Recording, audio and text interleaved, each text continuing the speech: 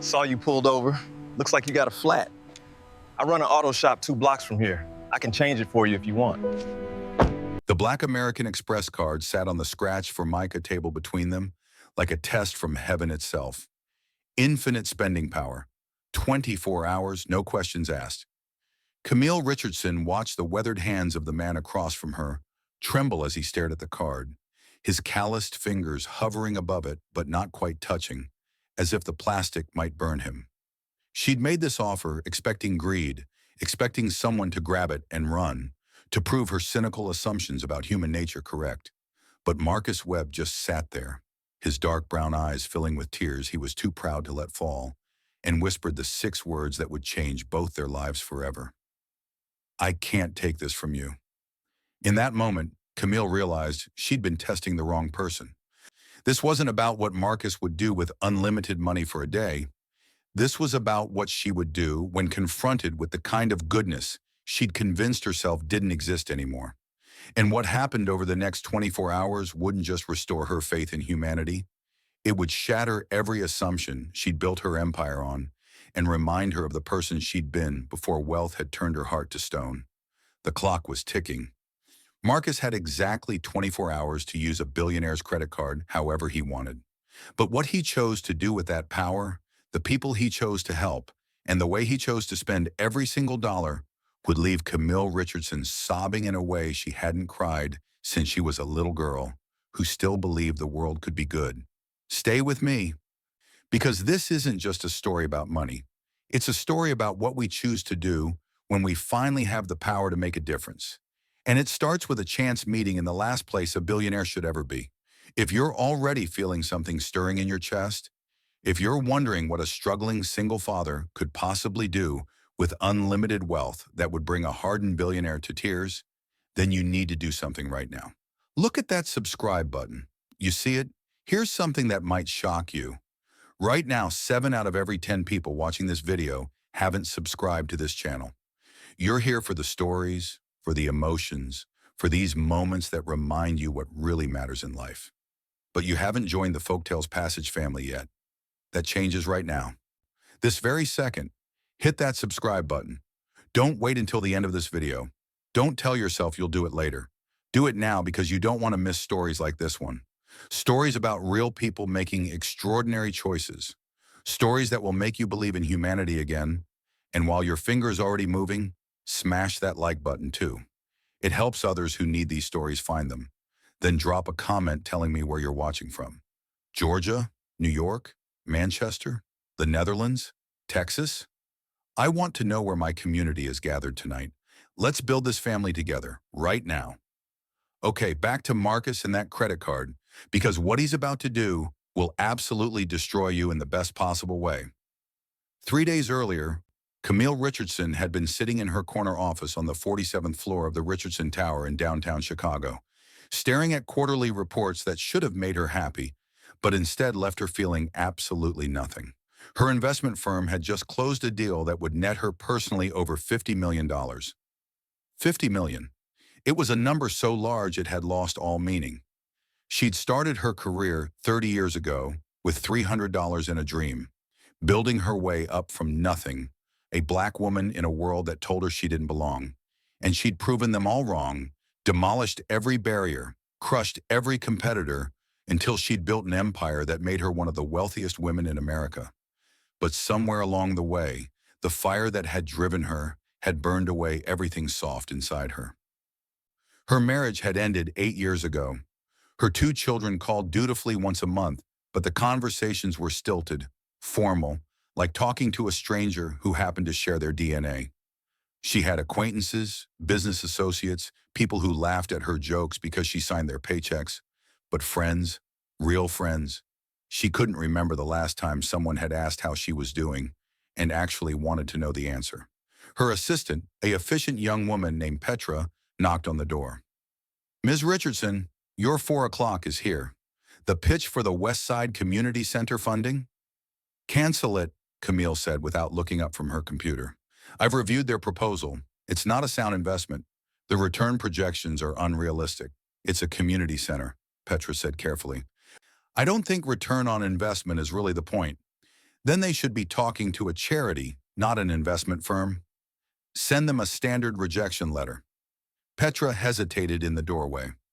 Ms. Richardson, if I may, you asked me last month to flag opportunities for positive publicity. The optics of supporting community development in underserved neighborhoods could be valuable given the recent criticism about your company's lack of charitable giving. Camille finally looked up, her dark brown eyes cold. I built this company by making smart decisions, not popular ones. If I wanted to light money on fire to make people like me, I'd have done it decades ago. Cancel the meeting. After Petra left, Camille stood at her floor-to-ceiling windows, looking down at the city below.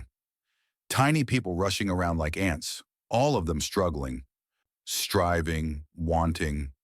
She'd spent so long climbing above them that she'd forgotten what it felt like to be down there, to worry about rent and groceries and whether your car would start in the morning. And somewhere deep inside, in a place she rarely acknowledged, she wondered if that forgetting had cost her something essential. Her phone buzzed with a text from her daughter, Simone. Hi, Mom. Just wanted to let you know I got the promotion. I know you're busy, but thought you'd want to know. Camille stared at the message, trying to remember what promotion Simone had been hoping for. Something at her law firm? Or was that her son, Trevor? She typed back, Congratulations. Very proud of you. Then she set the phone down and returned to her quarterly reports, pushing away the hollow feeling in her chest. That evening, driving home in her Mercedes, Camille took a wrong turn.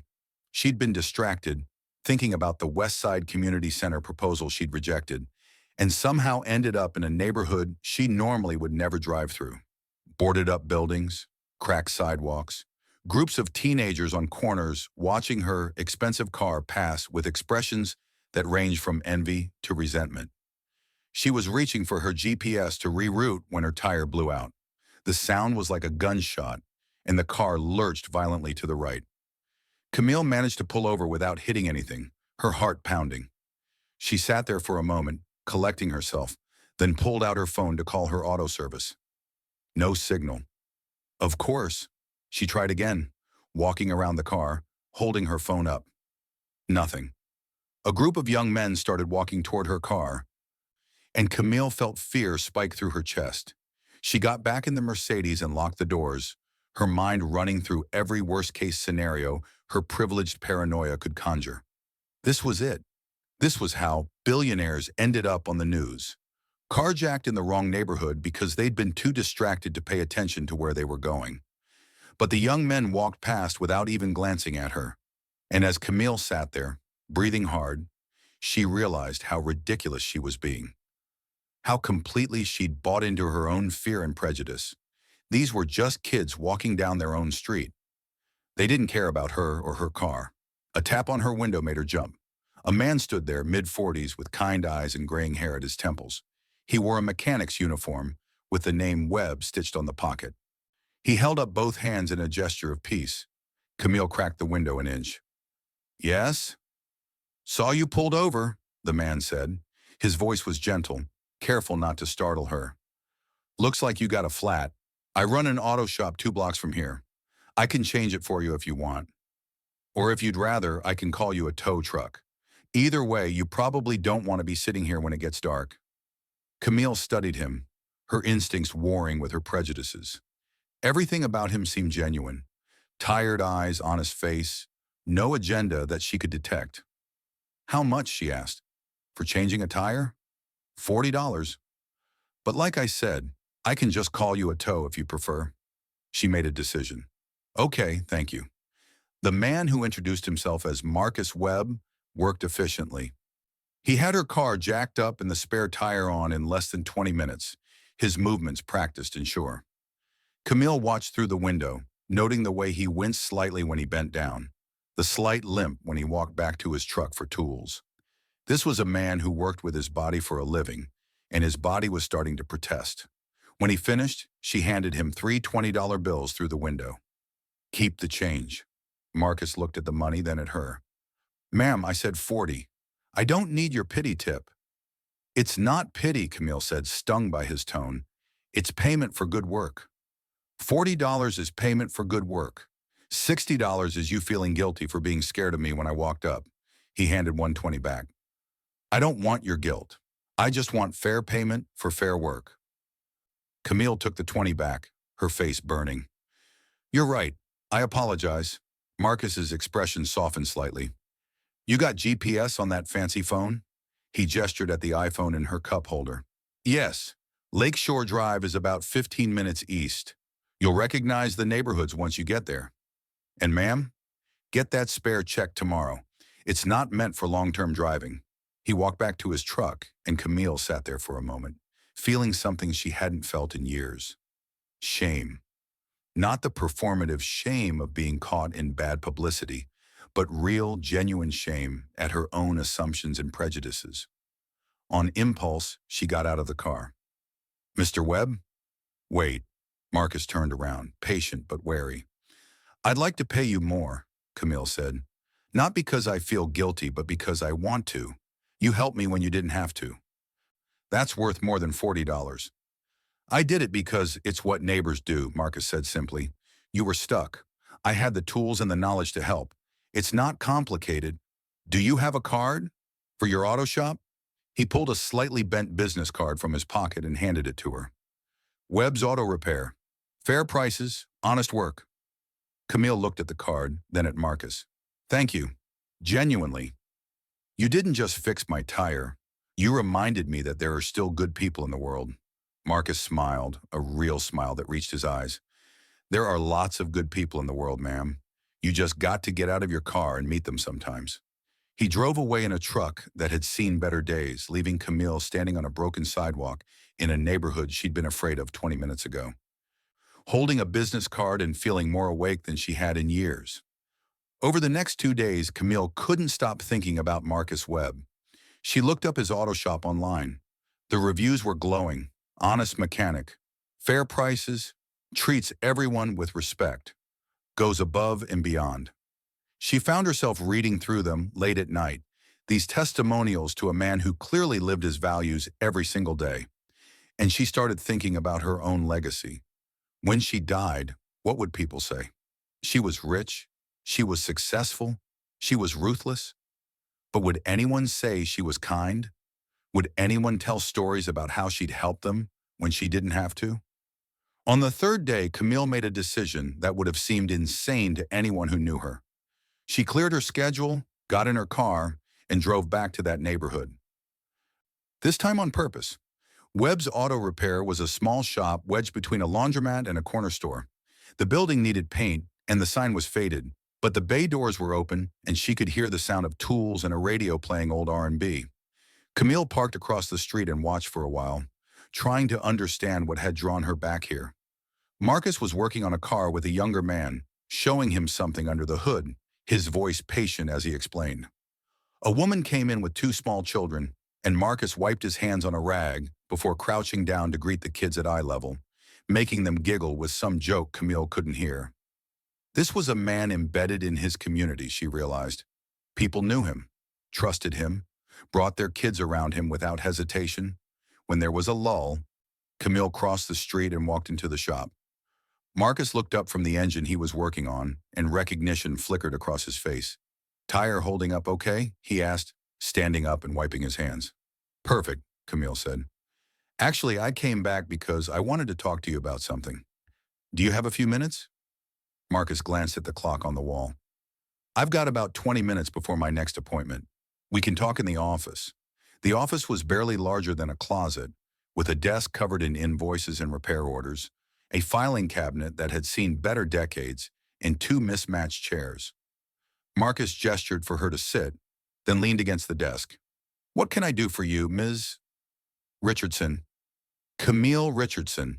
Marcus's eyebrows rose slightly. The Camille Richardson? The investment lady? I've seen you on the news. That's me, Camille admitted, and I have a proposition for you. Actually, more of an experiment. She pulled her black American Express card from her wallet and set it on the desk between them. This card has no spending limit. For the next 24 hours, starting right now, it's yours. Use it however you want. Buy whatever you want. Do whatever you want with it. The only rule is that tomorrow at this exact time, you give it back to me and tell me what you did. Marcus stared at the card like it might explode. Is this some kind of joke? No joke. I'm completely serious. Why? Marcus's eyes narrowed. What's the catch? Are you going to film me and put me on some reality show? Make fun of the poor mechanic who doesn't know how to act around money? Nothing like that, Camille said. I promise. This is just between you and me. I want to see what someone does when they suddenly have access to unlimited resources. Most people would use it to buy things for themselves. Designer clothes, expensive dinners, maybe a new car. But I have a feeling you're not most people. You don't know anything about me, Marcus said quietly. I know you charged me $40 for changing a tire when you could have charged me $200, and I would have paid it without question. I know you handed back my guilt tip because you have too much integrity to take money you didn't earn. I know your customers love you and your community trusts you. That tells me everything I need to know. Marcus looked at the card, then at Camille, suspicion warring with something else in his expression. What do you get out of this? Honestly? I don't know yet, Camille admitted. Maybe I'm trying to prove something to myself. Maybe I'm trying to restore my faith in people. Or maybe I'm just tired of being cynical and I want to see if goodness still exists in the world. Can you help me find out? Marcus was quiet for a long moment. Then he said, I have a daughter. Zara. She's 9 years old. Her mother died 3 years ago, cancer, and it's just been the two of us since then. I work 60 hours a week trying to keep this shop running and keep food on our table and keep her in a decent school. Some weeks I make it. Some weeks I don't. This month has been rough. Real rough.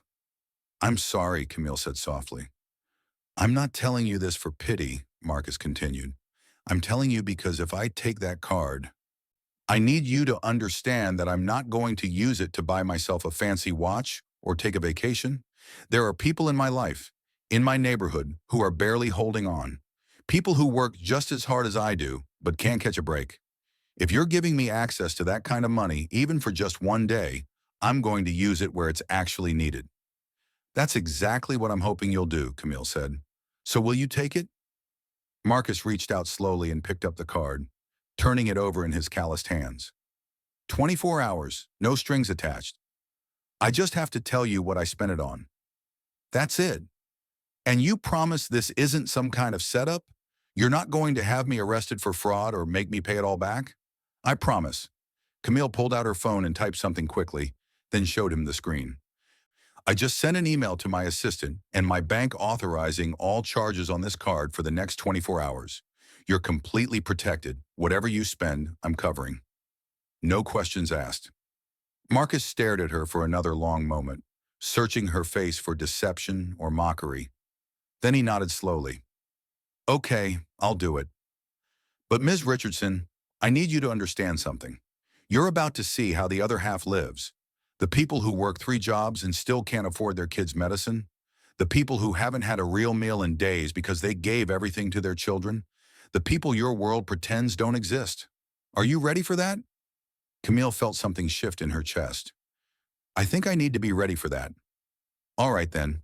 Marcus pocketed the card. I'll see you back here in 24 hours. Actually, Camille said, standing up, I'd like to come with you. If that's okay, I want to see where the money goes.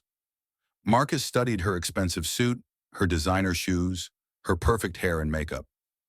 You might not like what you see. Maybe that's exactly why I need to see it. Marcus glanced at the clock again. I need to pick up my daughter from school in 30 minutes. After that, I was planning to start making some visits. You're welcome to tag along, but I'm warning you, it's going to be a long night. I've got nowhere else I need to be, Camille said, and realized it was the truth.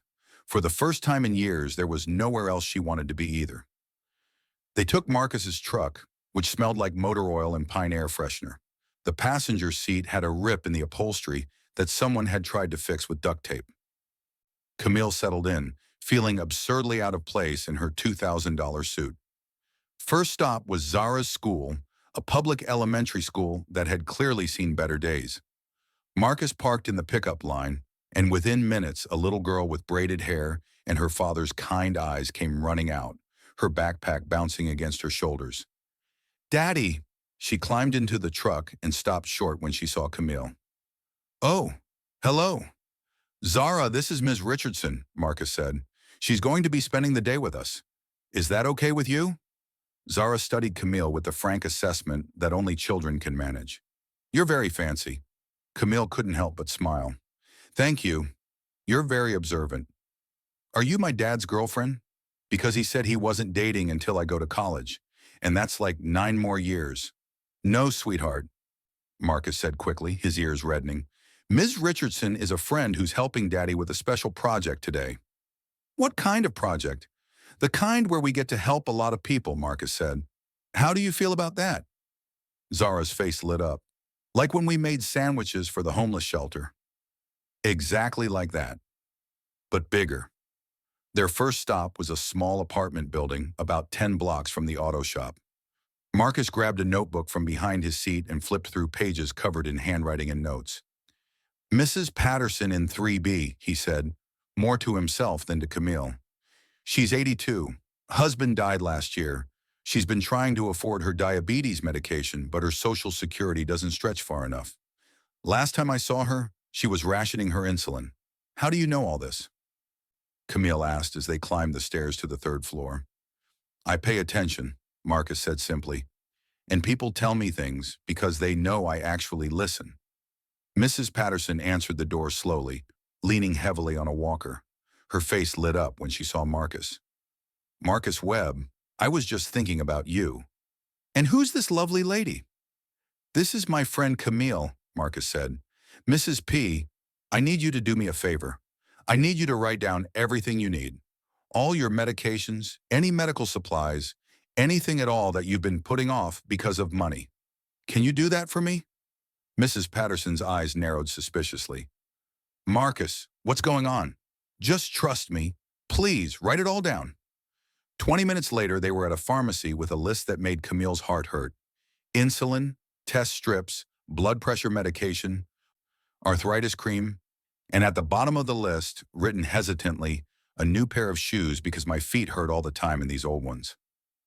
Marcus handed the list to the pharmacist along with Camille's card. All of it.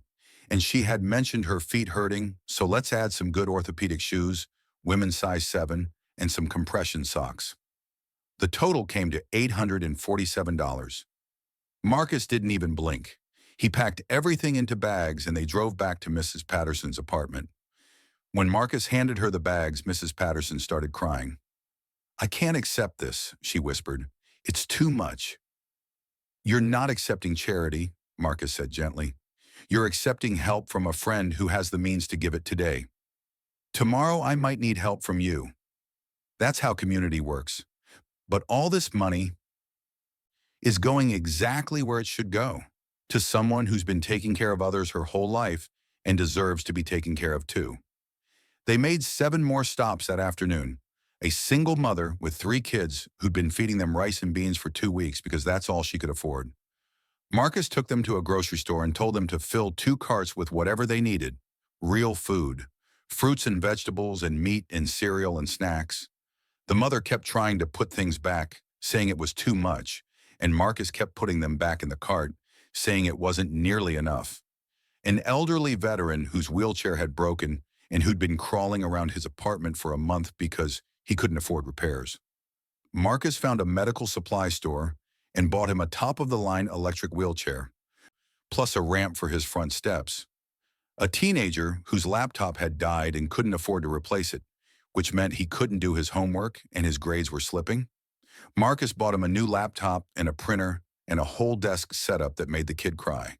A family whose car had been repossessed and who'd been taking 3 buses each way to get to work. Marcus went to a used car lot and bought them a reliable sedan, paid cash, and handed them the keys. With each stop, Camille watched Marcus work. He never made anyone feel small. He never made it seem like charity. He talked to everyone with respect, asked about their lives, remembered details from previous conversations. These weren't strangers to him. They were neighbors, friends, people he'd known for years who'd been struggling in silence. And with each stop, Camille felt something inside her cracking open. She'd spent 30 years building walls around her heart, convincing herself that people were fundamentally selfish, that kindness was weakness, that the only thing that mattered was winning. But watching Marcus, seeing the way his face lit up every time he could solve a problem or ease a burden, she realized how wrong she'd been. By 8 o'clock that evening, they'd spent over $40,000. Marcus had a list of 17 more people he wanted to help before the 24 hours were up. They stopped at a fast food place for dinner, and Zara chattered happily about her day at school while Marcus reviewed his notes. "Who else is on that list?" Camille asked, nodding at his notebook. Marcus was quiet for a moment. "My neighbor, Mr. Chen. He owned a small restaurant for 35 years. It burned down 6 months ago and he didn't have insurance. He's been trying to rebuild, but he can't get a loan and his savings are gone. He's 73 years old and he's working as a dishwasher at someone else's restaurant, trying to save enough to start over. What would it cost to help him rebuild? I talked to a contractor I trust. Probably $80,000 to renovate the space and another $20,000 for equipment and supplies. $100,000 total, give or take." Camille pulled out her phone and made a call. By the time they finished eating, she'd arranged for a contractor to meet them at the restaurant site in an hour. Mr. Chen cried when Marcus told him. He kept saying it was too much. He couldn't accept it. He didn't deserve it. And Marcus said something that made Camille's vision blur with tears. "Mr. Chen, you've been feeding this neighborhood for 35 years. You gave free meals to kids who were hungry. You hired teenagers who needed their first job. You've been the heart of this community for longer than most of us have lived here. This isn't charity. This is the community finally being able to give back to you the way you've always given to us." They worked until 2 in the morning. Marcus had a seemingly endless list of people who needed help, and he approached each one with the same care and attention. He bought school supplies for an entire classroom of kids whose teacher had been paying out of pocket. He paid 3 months of back rent for a family facing eviction. He bought a used van for a church that ran a food pantry so they could pick up donations and deliver meals to homebound seniors. Somewhere around midnight, sitting in Marcus's truck outside an apartment building where they just delivered a month's worth of groceries to 4 different families, Camille asked the question that had been building all day. "Why are you doing this? You could have used this money for yourself. You could have paid off debt, saved for Zara's college, fixed up your shop. Why are you giving it all away?" Marcus looked at her like she'd asked why he breathed. "Because that's what you do when you have more than you need. You share it with people who have less. My mama taught me that when I was Zara's age. She cleaned houses for rich folks, worked herself to the bone, never had much. But when our neighbor's kid needed glasses and they couldn't afford them, my mama gave them the money. When the church needed a new roof, my mama organized a fundraiser and gave the first donation even though we were barely making rent." He turned to look at Camille directly. "She used to tell me, Marcus, money is just a tool. It's not good or bad by itself. It's what you do with it that matters. You can use it to build walls or build bridges. You can hoard it and die alone with a fat bank account. Or you can share it and live rich in the ways that actually matter." "What are the ways that actually matter?" Camille asked quietly. "Relationships, community. Knowing that when you need help, there are people who'll show up for you because you showed up for them. Lying down at night, knowing you made someone's burden a little lighter. Watching your kid grow up, seeing that the purpose of having enough is being able to give to those who don't." Marcus started the truck and pulled back onto the street. "I know people like you probably think that's naive, that the world doesn't work that way, that you have to look out for yourself first because nobody else will. But Ms. Richardson, I've lived in this neighborhood my whole life. I've seen rich people and poor people and everything in between. And I can tell you for a fact that the happiest people I know aren't the ones with the most money. They're the ones with the most connections, the most love, the most purpose." Camille sat with that in silence, watching the dark streets roll past. Everything Marcus was saying contradicted the philosophy she'd built her entire life on. She'd believed that security came from wealth, that happiness came from success, that the only person you could truly rely on was yourself. But looking at Marcus, seeing the peace in his face despite having so little, she wondered if she'd been wrong about everything. At 3 in the morning, they finally headed back to Marcus's apartment. It was a modest 2-bedroom in a building that needed work, but was clean and well-maintained. Zara had fallen asleep in the truck, and Marcus carried her inside, her head resting on his shoulder, her braids falling across his arm. Camille waited in the small living room while Marcus put Zara to bed.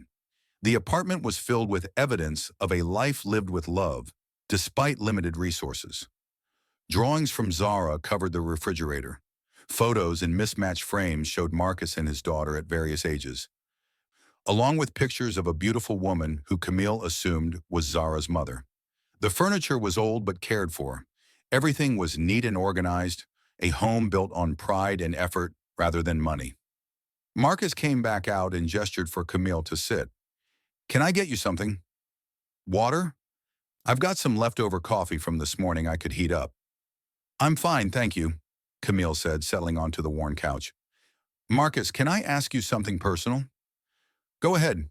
You said Zara's mother died 3 years ago. That must have been devastating. How did you manage?" Marcus sat in the armchair across from her, his face showing the exhaustion of a 16-hour day. "Some days I didn't manage. Those first few months, I barely held it together. Tasha was my everything. We'd been together since high school. She was my best friend, my partner, the person who made me want to be better. When she got sick, it happened so fast. 6 months from diagnosis to gone. And I had this little girl who just lost her mama, looking to me to make sense of a world that suddenly didn't make any sense at all." "I'm so sorry," Camille said, and meant it deeply. "What saved me was this community," Marcus continued. "The same people I helped today, they showed up for me when I was falling apart. They brought meals when I couldn't cook. They picked Zara up from school when I had to work late.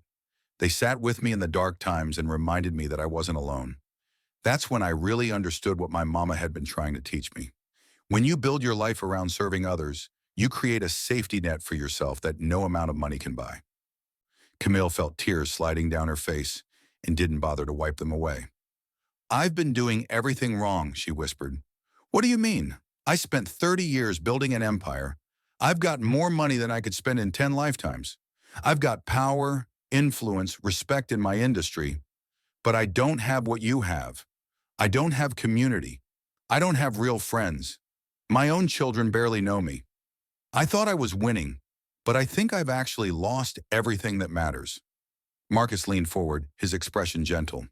"It's not too late, you know, to change direction, to start building bridges instead of walls. I wouldn't even know where to start. Start the same place I did today. Look around and ask yourself who needs help. Then help them. Not because it'll give you good publicity or a tax write-off, but because they're human beings who deserve dignity and support. Do it enough times and it becomes who you are instead of just what you do." They talked until dawn.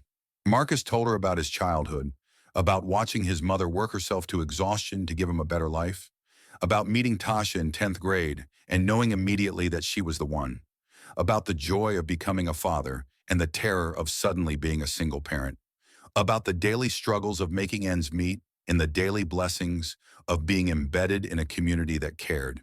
And Camille talked too.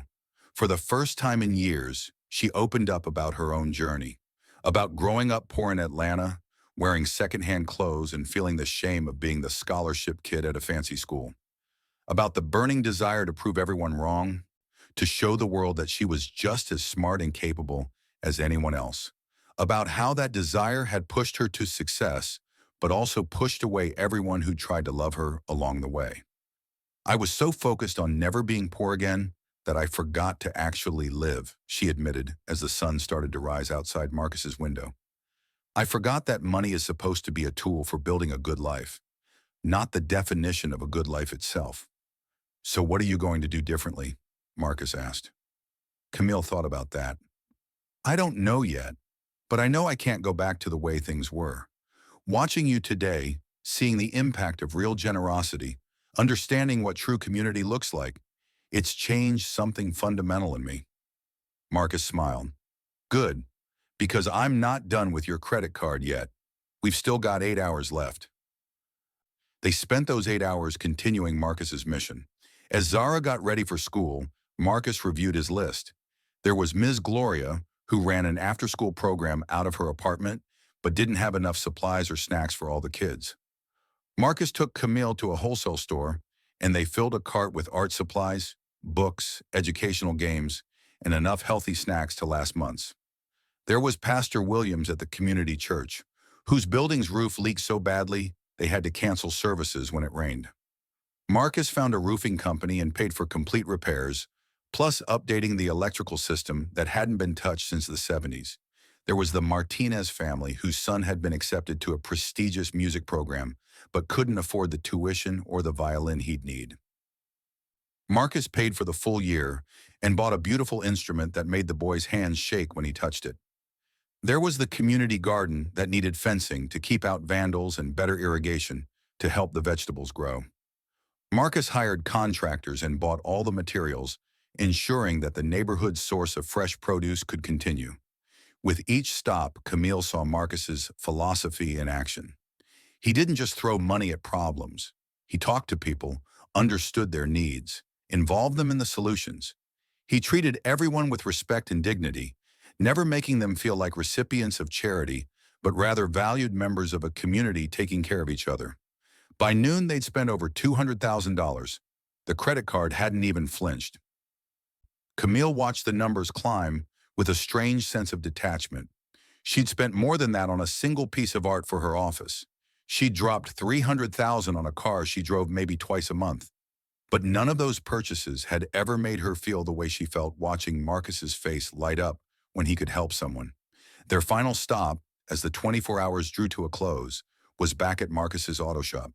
He had one more name on his list, and when Camille saw it, her breath caught. It just said, Jerome's family, with a note. Lost everything in apartment fire last week. 3 kids starting over from nothing. Marcus made a phone call, and 20 minutes later, a young couple arrived with 3 children ranging from about 5 to 12 years old. They looked exhausted, wearing clothes that clearly didn't fit quite right, probably donations from wherever they were staying. Marcus greeted them warmly, crouching down to the kids' level. Hey there, I'm Marcus. These are my friends, and we want to help your family get back on your feet. Is that okay? The father, Jerome, looked uncomfortable. Man, we appreciate the thought, but we can't take handouts. We're going to be fine. It's not a handout, Marcus said firmly. It's neighbors helping neighbors. Your apartment burned down. You lost everything. Let us help you replace some of it. For the next 3 hours, they went shopping. Furniture for a new apartment Jerome's family had just been approved for. Beds, dressers, a couch, a kitchen table, clothes for everyone, multiple outfits, shoes that actually fit, school supplies for the kids, dishes, pots and pans, towels, sheets, all the basic necessities of life that most people took for granted, but that could cost thousands of dollars to replace all at once. The mother, Angela, kept crying and trying to thank them, and Marcus kept deflecting. You'd do the same for me if our positions were reversed. That's what makes this a community instead of just a neighborhood. By the time they finished, it was approaching the 24-hour mark. They drove back to Marcus's auto shop and Camille checked her phone. Her bank had sent her automated alerts throughout the day. Total spent $378,412. She'd spent more on quarterly bonuses for executives who already made 7 figures. She'd spent more on a weekend vacation to Paris she'd barely enjoyed because she'd worked the entire time. But she'd never spent money that felt more right, more necessary, more aligned with something true and good in the universe. Marcus pulled out the Black American Express card and handed it back to Camille.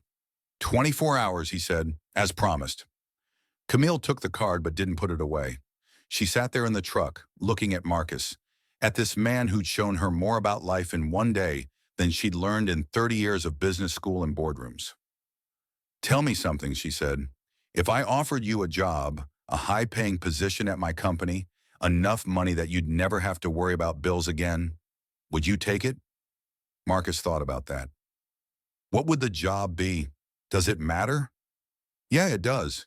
If you're asking me to sell my soul, to become someone I'm not, to spend my days making rich people richer, then no amount of money would make that worth it.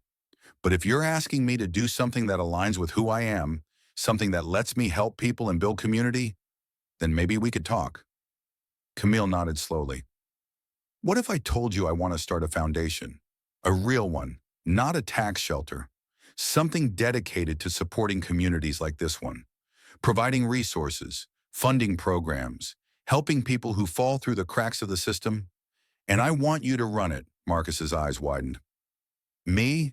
Ms. Richardson, I'm a mechanic. I don't know anything about running a foundation. You know everything about what communities actually need.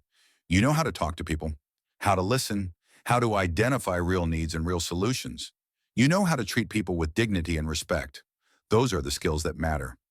The administrative stuff, the paperwork, the logistics, we can hire people for that.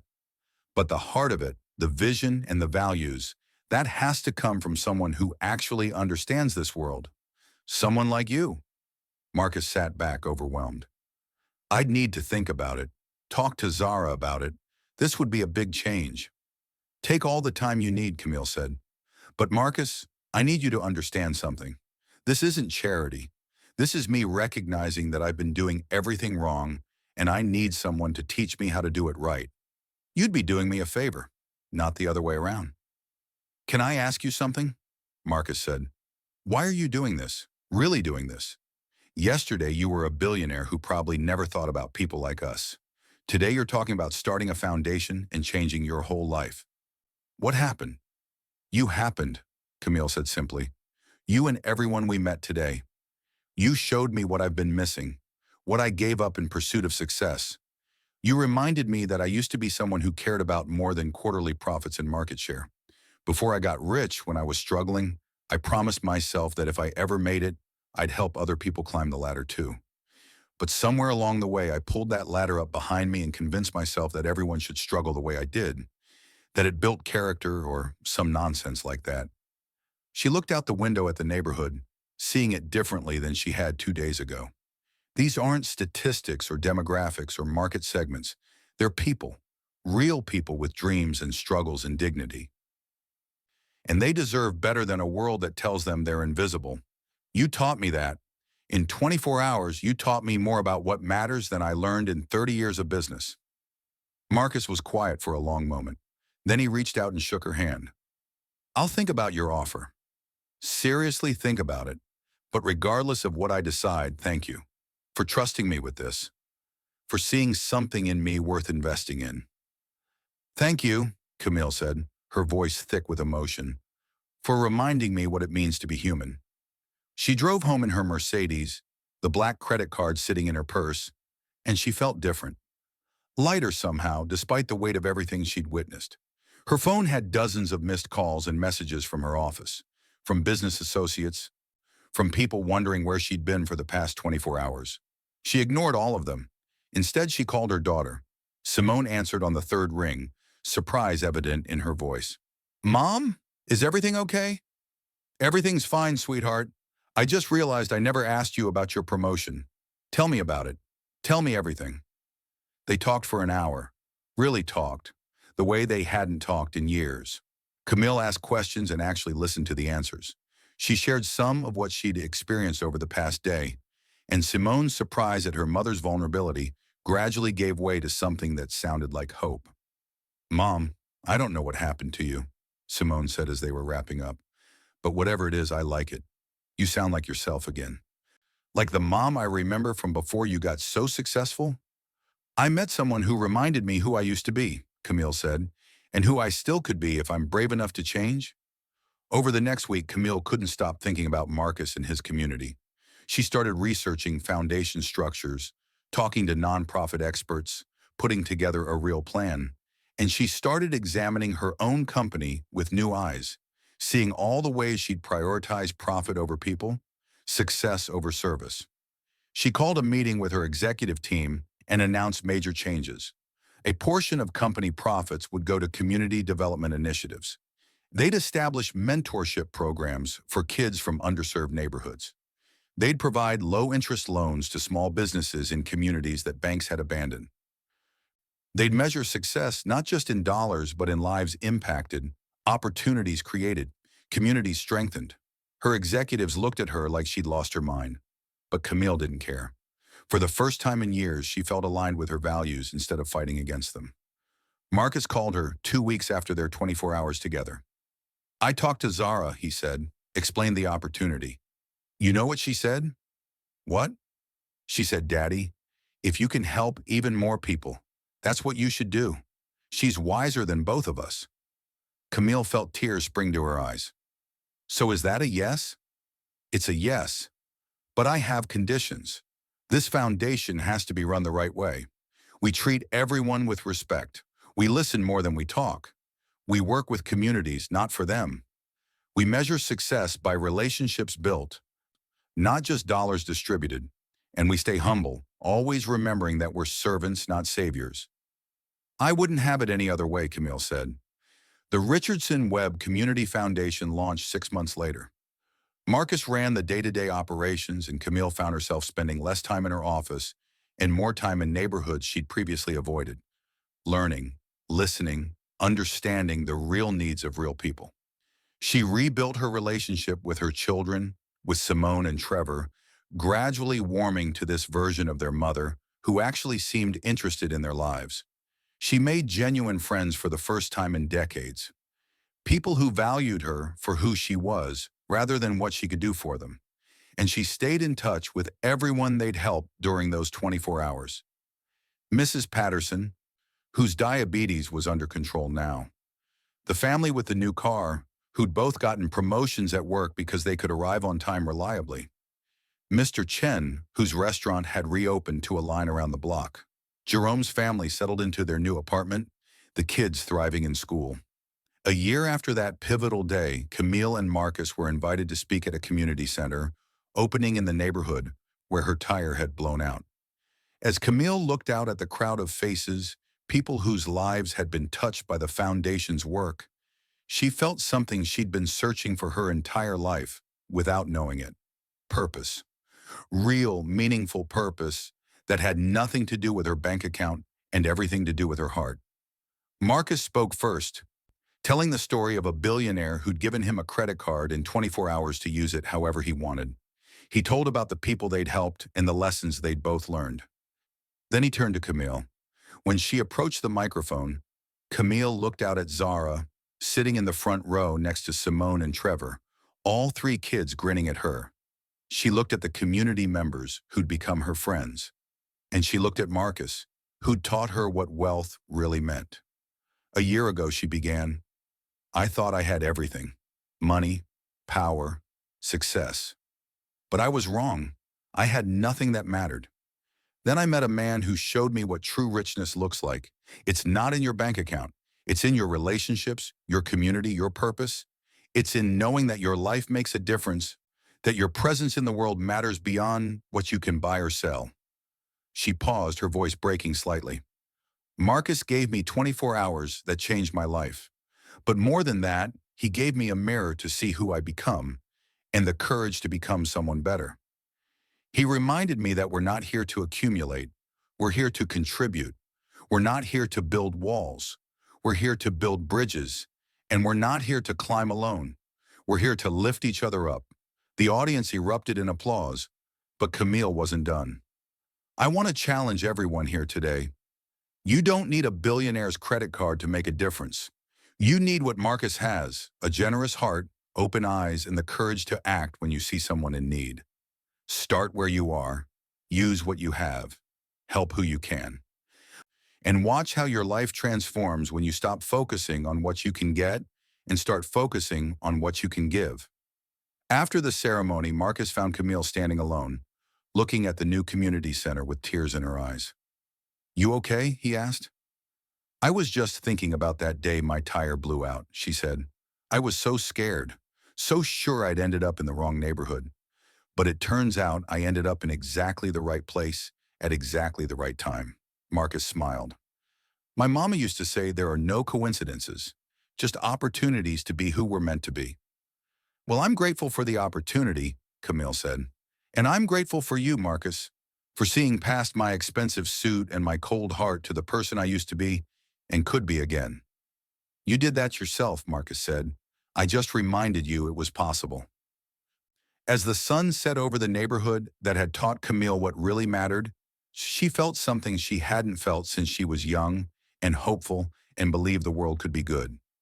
She felt peace, real, deep, unshakable peace that came from knowing her life had meaning beyond money, that her legacy would be measured in lives touched rather than dollars earned. The billionaire had given the single father her credit card, expecting to be disappointed by human nature. Instead, she'd been given a gift far more valuable. She'd been given a second chance to be the person she was always meant to be, before success had hardened her heart and wealth had isolated her soul.